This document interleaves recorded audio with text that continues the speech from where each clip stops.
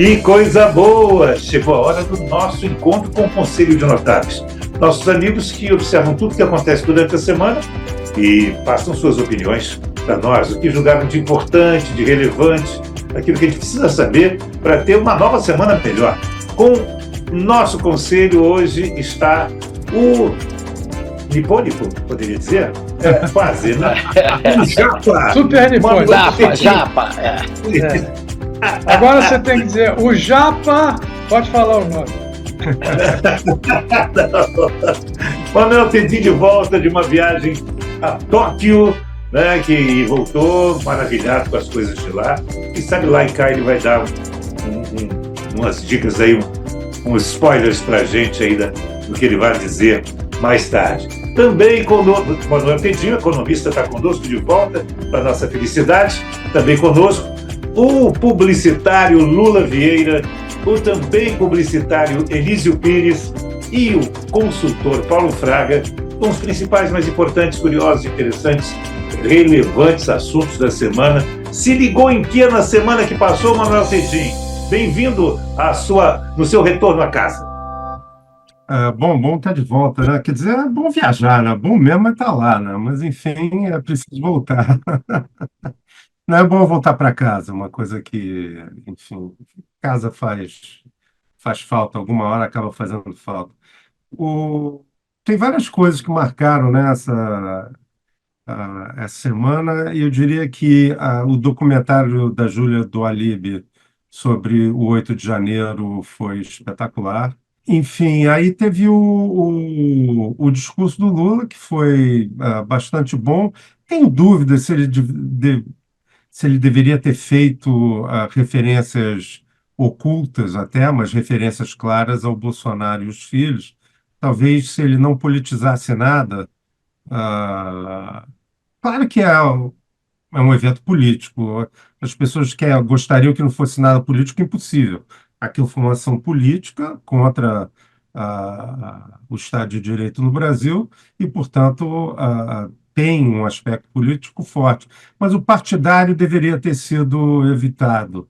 Mas é um micro escorregadinho. O discurso estava bom. Mas, Tedinho, olha a ausência de governadores. Da região sudeste só foi do Espírito Santo. Mas o que acontece, Elísio? Claro que eu acho condenável, que é o que eu falei, não deveria, o Lula não deveria ter politizado e os governadores também não, mas todo mundo politizou. No fundo foi isso. Então politizaram, eles não vão a um evento que está condenando os filiados aos partidos deles, né? Quer dizer, claro que é um escárnio, é uma prova cabal que eles concordam com aquilo de alguma maneira, mesmo que eles não concordem privadamente, a mensagem pública foi essa, de alguma concordância com aquilo, lastimável, mas esperado cá entre nós, não? E não foi só no Sudeste, não, né? Teve nem o Não, Rio, da região sul, foi. só foi um governador, o governador do Rio Grande do Sul. Isso. E o Riedel, que é do PSDB, não foi porque as eleições lá em Mato Grosso, todo mundo bolsonarista, grande parte do eleitorado, a maioria esmagadora do eleitorado de Mato Grosso do Sul é bolsonarista. Agronegócio, né? É o agronegócio que, de uma maneira geral... É o estado do agronegócio, né? É chato se generalizar, né? Eu sempre fico assim meio... Mas, você é suspeito, você é suspeitíssimo por isso. que a minha família é ligada Tá lá, a isso, né? mas olha só, para deixar bem claro, minha mãe mora em Campo Grande, minhas irmãs também, era um núcleo antibolsonarista na cidade, viu? E, aliás, muita gente deixou de falar com eles por causa disso. Os melhores amigos achavam um absurdo ser anti-Bolsonaro, mas conversavam, mas teve muita ruptura pessoal lá também, que é lastimável. Mas é isso. Lula Vieira, e você? Se ligou em que na semana que passou, Lula?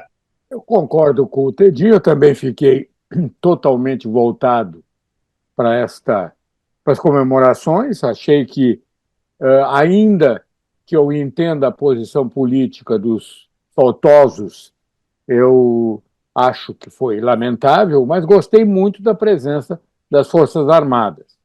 Claro. Acho que foi um fato muito positivo, muito importante. Acho que elas deram uma demonstração de que estão do lado legal da força, quer dizer, elas estão preocupadas em manter um país em paz.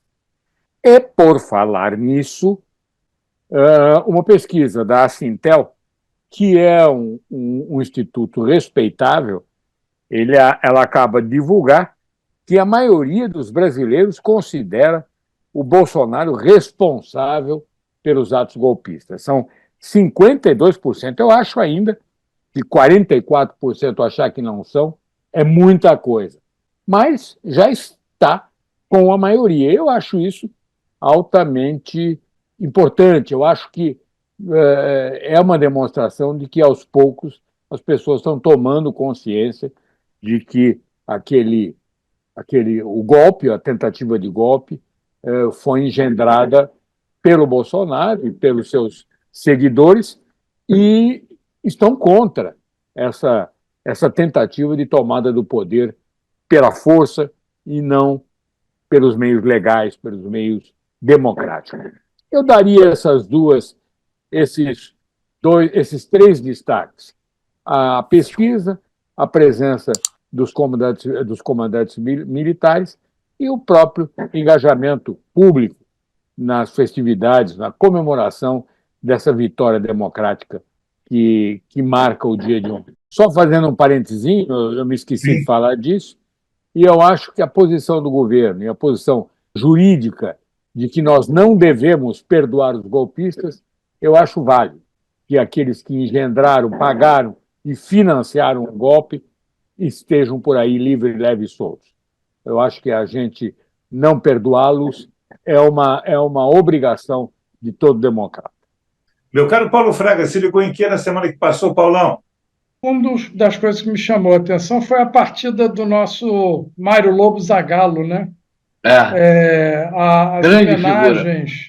As homenagens que a mídia dedicou a ele, muito justamente, né?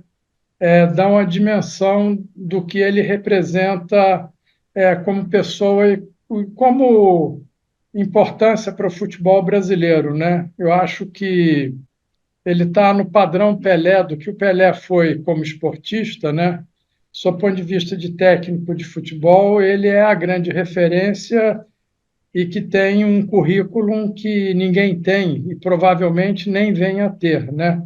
Mas eu acho que, além disso, a questão do estilo dele de ser, da motivação, do caráter, da dedicação e muito que eles exploraram o amor pela amarelinha, né? Então, eu acho que o Zagallo nos deixa um exemplo de profissional e de pessoa de grande importância, né?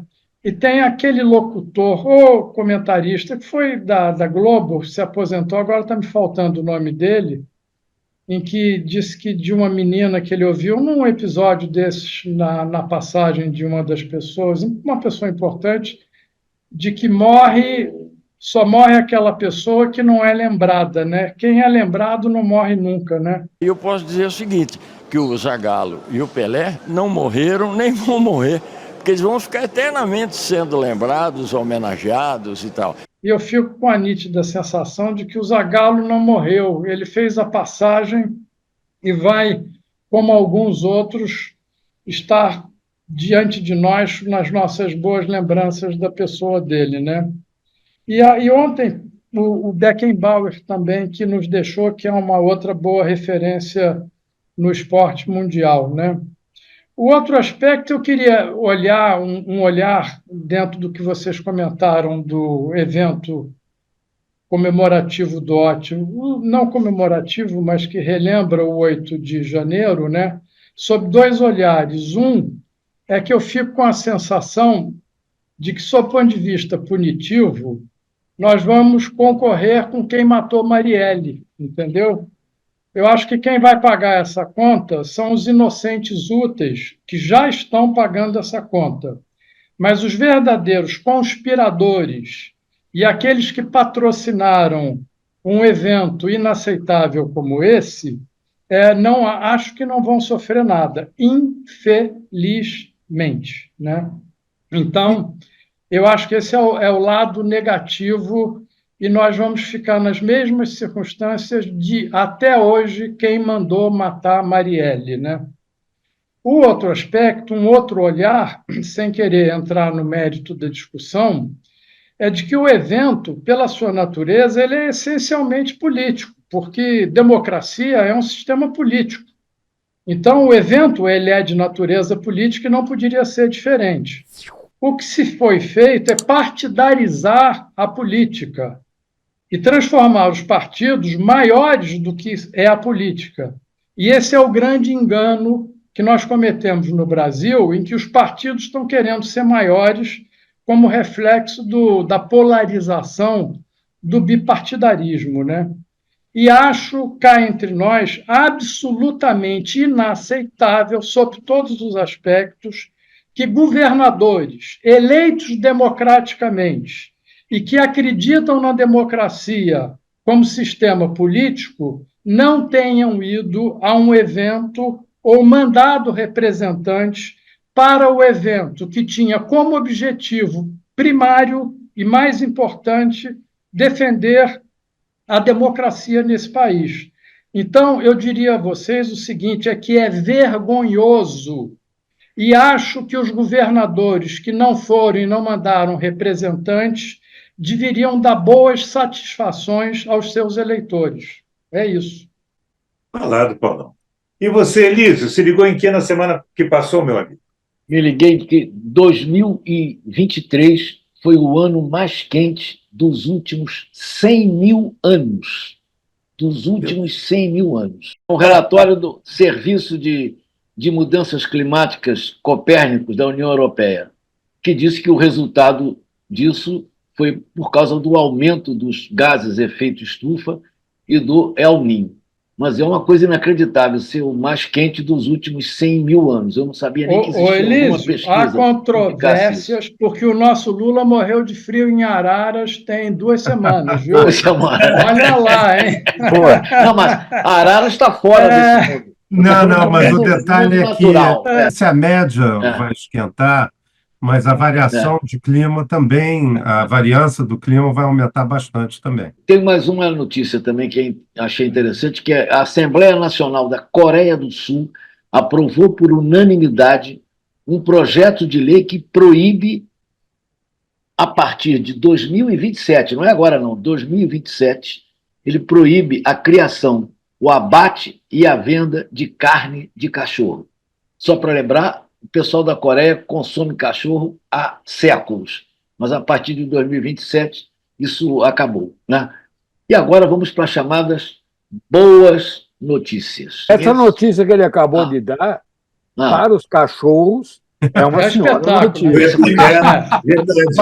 Mas só a partir de 2027. 2027. Eu vou falar de boas notícias hoje. Ah, tá bom. Esse é a cachorrada espera um pouco.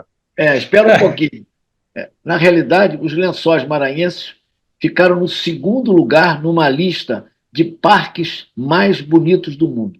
Foi um levantamento feito pela empresa Bounce, após análise de postagens nas redes sociais, pesquisas no Google e tal. No topo ficou o Parque Nacional Kruger, na África do Sul. Mas ser o 2º do mundo já é uma coisa muito boa, né? E outra também que pesquisadores da Universidade de Harvard celebraram a descoberta de uma nova classe de antibióticos, é chamada de zoçurabalpina, que é eficaz na luta contra bactérias resistentes a medicamentos. Uma notícia que também achei muito importante. E a última delas é a figura de destaque para mim nesse dia de hoje, é a Cassie. Certamente vocês não ouviram falar da Cassie, mas eu vou contar quem é a Cassie aqui.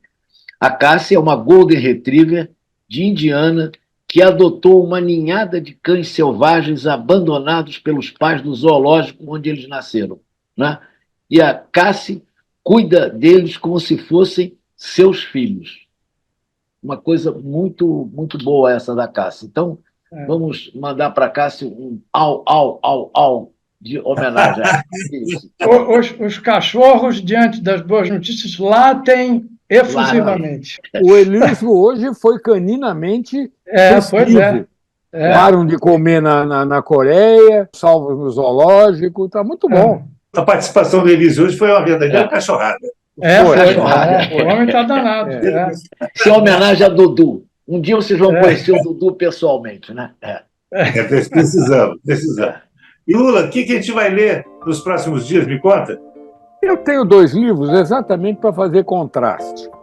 Um é porque, de novo, com a proximidade do Carnaval, de novo, assistindo o noticiário, na televisão mesmo, ou lendo os jornais, a respeito do que acontece no Rio de Janeiro, e a gente acompanha a promiscuidade que o Rio de Janeiro tem. Estou falando do Rio porque eu moro aqui, entre o fora da lei e o dentro da lei, o nosso gosto, a nossa nonchalance, para usar uma expressão sofisticada ou falsamente sofisticada, em relação à lei, à ordem.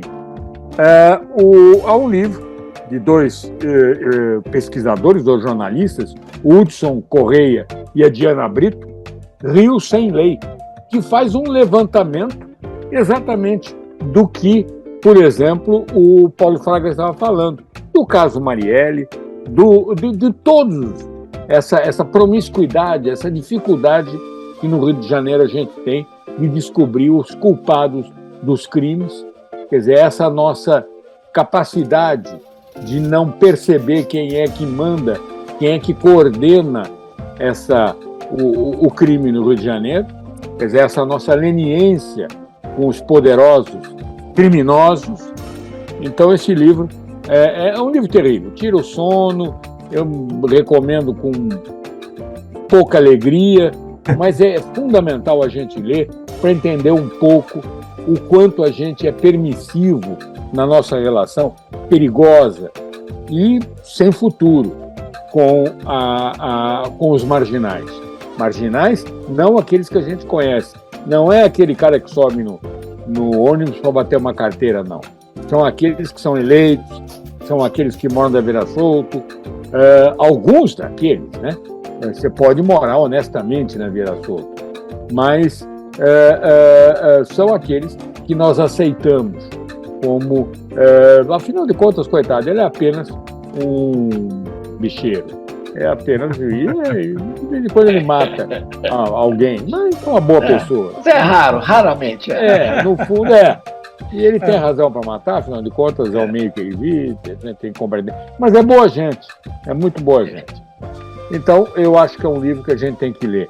Ler para se conscientizar um pouco mais do que a gente tem que tomar como atitude. Ou a gente é o permissivo e admite que a gente convive com o crime com tranquilidade, desde que a gente, de alguma forma, se aproveite disso, ou a gente toma uma atitude mais séria e vota em gente mais honesta e procura se afastar daqueles que escolheram uma maneira não dentro da lei de viver. Agora, se você quer ler um livro para ficar encantado com a qualidade da escrita, eu diria que a Nélida Pinhon, essa escritora deslumbrante, essa ex-presidente Deslumbrante, da é isso. BL. Foi boa a explicação. Deslumbrante, é isso mesmo. Deslumbrante. Está aqui o livro dela, Vozes do Deserto. É um livro que você não consegue parar de ler. E você não consegue pela trama, pela história e também pela qualidade do texto. É aquela escritora que você termina um parágrafo, lê de novo e diz: filha da puta. Que delícia, hein, Lula? Que delícia. Isto posto, vamos ao ponto. Paulo Fraga, você vai se ligar em que na semana que chega, Paulo? Esse ambiente internacional, isso continua me chocando muito e me deixando muito triste por não ver perspectivas muito favoráveis, né?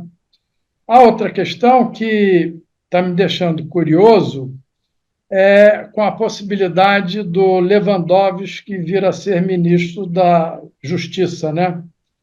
passando o recibo na promiscuidade da política brasileira, né? Trazemos a possibilidade de ter o ministro da Saúde que, há tempos atrás, rasgou a Constituição brasileira ao garantir à ex-presidente Dilma Rousseff que não tivesse a possibilidade da perda dos seus direitos políticos, né? E diante de comentários tão positivos, digamos assim, o outro aspecto seria que começou o Big Brother, né? E comparativamente eu fico com o Big Brother e não fico com as outras coisas, entendeu? Eu acho que é mais ou menos por aí. Estamos sem opção, né? É verdade. Elísio Pires, e você, se liga em que na semana que chega, Elísio? Uma parte do que ele já acabou de falar, eu também estou ligado na substituição do Dino, né, que está, salvo engano meu, saindo na sexta-feira. Né, e quem iria para o Lula teve ontem, acho que foi ontem, uma reunião já com o Lewandowski, que está meio complicado por causa de umas relações que ele tem aí estranhas. Eu não vou dizer o nome dos irmãos que ele tem relação, são muito estranhos. Então, não vai.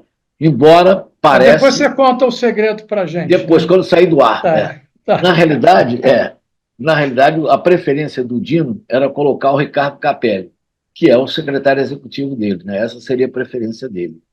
E outra coisa que eu acompanho também bastante é uma tentativa absurda de um vereador de São Paulo de criar uma CPI contra o Júlio Lancelotti, que é uma figura incrível, né? E está sendo ameaçada. Quer dizer, ameaçada não vai dar em nada, mas pelo menos ele está tentando criar a CPI. E, recentemente, alguns assinantes da CPI quiseram retirar a assinatura e o presidente da Câmara disse que quem assinou não pode retirar a assinatura, o que é... Como assim? Essa foi uma introdução ao direito criada semana passada. Não está assinado. É novidade. Não pode se arrepender. Escreveu, não leu, o pau comeu. Pau comeu, isso. Agora vamos. E eu, um parênteses, acho lamentável. E acho também que é uma demonstração do que a gente tem dentro da alma. Todo mundo que eu encontro diz, esse padre Lancelotti. Ou seja, a gente vê a maldade andando por aí em todo mundo. Não há gente decente, todo mundo leva o seu. É normalmente julgamento de quem, se estivesse no lugar, faria também errado. Você não tenha dúvida disso. Pessoas mais honestas, mais direitas, creem um pouco mais na boa-fé dos outros. Verdade. E você, Lula, vai se ligar em que na semana que chega? Eu já falei. E concordo com meus amigos. Mandou tão bem que eu nem percebi, olha só. Eu quero registrar a volta de Manuel Tedin. Pois é. Tóquio está desolado com a saída dele. O spoiler que eu vou dar agora é que no Se Liga em Que o Tedin vai falar em japonês. Vocês ouviram o pronunciamento do primeiro-ministro lamentando a minha volta? Eu vi. Estou muito preocupado com o mundo de uma maneira geral. Acho que estamos com problemas. A América Latina está muito complicada. O Milei, apesar de ter algumas coisas ali que faz sentido, a maneira que ele apresenta. Esse é um louco de pedra. Meu medo é que ele caia no meio do caminho e o que vai acontecer politicamente lá. Uma retomada dos peronistas mais à esquerda, quer dizer, o peronismo, assim, é claro que isso é uma opinião muito pessoal, mas os peronistas, mesmo mais moderados, estão amarrados pelo populismo. Então, eu acho que dá errado todas as vezes. Do jeito que está indo, estão querendo inserir um R na expressão latina. Tem que ver onde. Diz aonde, por favor. Na onda do Tedin, ou dentro do caminho do Tedin, tem o Equador também, né? Não, o Equador. Tá incrível, exatamente, eu ia falar do Equador e do Chile. Na verdade, o Chile, então, está uma confusão. Se o FMI não fizer o empréstimo lá, a ponte deles para a Argentina, eles estão ferrados. O Milei esculhambou na campanha a China que estava bancando a rolagem da dívida deles. Obviamente, Mas ele já voltou atrás, hein? Ele já voltou atrás. Ah, claro, né? Porque agora venceu lógico. e ele está querendo voltar atrás para ver se recebe. Oportunismo da pior espécie, né? Mas a China não vai dar um calor para eles. Mas se o FMI não fizer um empréstimo ponte, não sei como é que vai ser, não. Vai pegar, porque o projeto deles é todo ter um dinheiro para bancar até entrar a safra, para poder ter superávit comercial, para poder ter reserva em dólar, para poder depois dolarizar a economia. Eu acho arriscadíssimo. Não, e tem um sintoma incrível também, que ele parece que vai emitir 2 notas de peso. Nota de 20 mil pesos e 40 mil pesos. A inflação ano passado foi 160, esse ano vai ser 250, que várias medidas, como ele quer realinhar os preços, ele acabou com o subsídio, coisas até que fazem sentido, mas não feitas assim de uma hora para outra, sem planejamento. Enfim, vai ser muito complicado. O Chile não está numa fase boa também. A moeda desvalorizou quase 50% nesses últimos meses. Eu quero ver o que vai acontecer ali. E aí, como lembrou o Lula, o Equador é uma tragédia, está em estado de sítio. Teve um surgimento forte, já tem um tempinho, uns 2 anos, sei lá, que as milícias e falanges internas começaram a dominar e ficaram muito audaciosas nas eleições. Mataram o candidato, enfim, está num estado de anomia e o presidente botou um estado de sítio, um presidente mais conservador. Ele fez não é estado de sítio, um estado de emergência diferente, bem diferente. Um estado de emergência, e assim mesmo no meio do estado de emergência, hoje, não sei se vocês viram, uma milícia lá entrou numa estação de televisão, mandou não desligar as câmeras e sequestraram os apresentadores, os jornalistas ali, em frente de todo mundo. Isso não vai dar em boa coisa. Uma outra questão também da América Latina que me preocupa é que o presidente de Honduras, que é um conservador autoritário, ele imitou o Duterte, lá, aquele cara lá das Filipinas, acabou com direitos individuais da população de uma maneira geral, e começou a prender muita gente de forma autoritária. E botou um monte de gente na cadeia. Tem um problema, funcionou. Funcionou porque o nível de violência caiu. Mas será que funcionou? Então, você vai abrir mão da sua liberdade de expressão, da democracia, em favor da queda da violência? As pessoas compram esse discurso. O populismo vende isso muito bem. Morro de medo. O New Yorker, que é uma revista de opinião americana muito prestigiada e tal, lançou uma capa de uma vitória do Trump, que não é óbvia, não, mas tem risco. Tem risco, sim. Tem risco. Não é óbvio, mas tem risco. Vamos aguardar e tomara que esse raio não caia no mesmo lugar 2 vezes. Vou ajoelhar no milho para que Deus não permita uma loucura dessa. Amém, amém. Senhores, agora com um quarteto fantástico, né? E a volta do nosso honorável amiguinho, né? De Japão, de Tóquio. Marcamos um novo encontro na semana que vem com o economista Manuel Tedin, o consultor Paulo Fraga e os publicitários Elísio Pires e Lula Vieira. Se você tem alguma crítica, sugestão para dar para o nosso programa, escreva aí. Nós adoramos saber o que você acha do nosso papo. Dê um like se gostou, dislike se não gostou, mas se inscreva na nossa página aí, no nosso canal, que a gente gosta muito.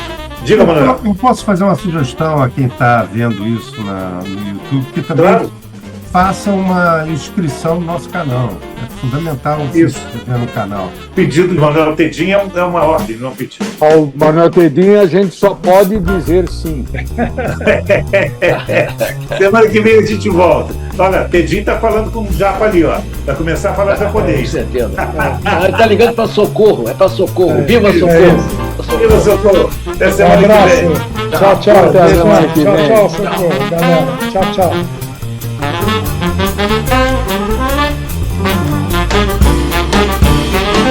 Se liga!